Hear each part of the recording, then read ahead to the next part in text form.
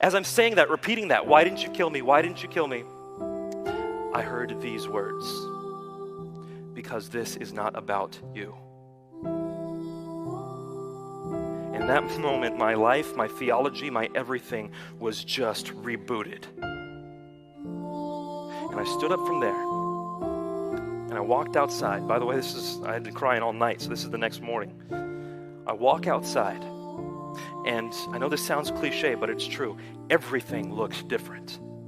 Everything looked different. It was the same apartment, the same tree, the same street, but it all looked different. And the one thing that looked the most different was when I saw someone walking across the street.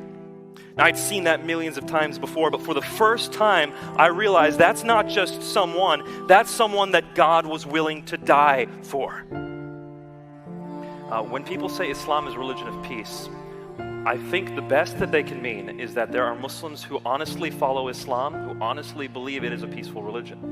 But when you take a look at what Islam is historically, if you define Islam as that religious system which the Muhammad in the pages of history left behind, there's no question that it's violence.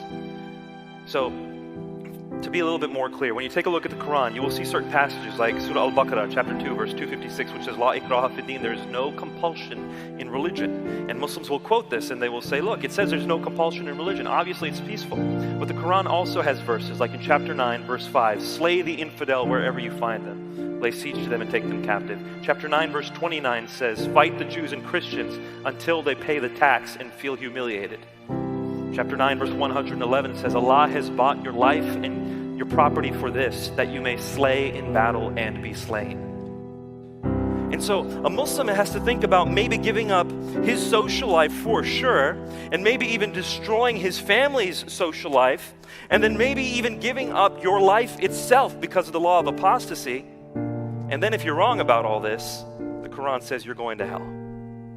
So at this point, I fell to my knees and started asking God in the daily prayers, outside of the daily prayers, I'm asking God, God, I need you to reveal yourself to me. I have looked and it looks like Islam is not true. Please forgive me for saying that. And it looks like Christianity might be true. Please forgive me for saying that. Can you tell me who you are?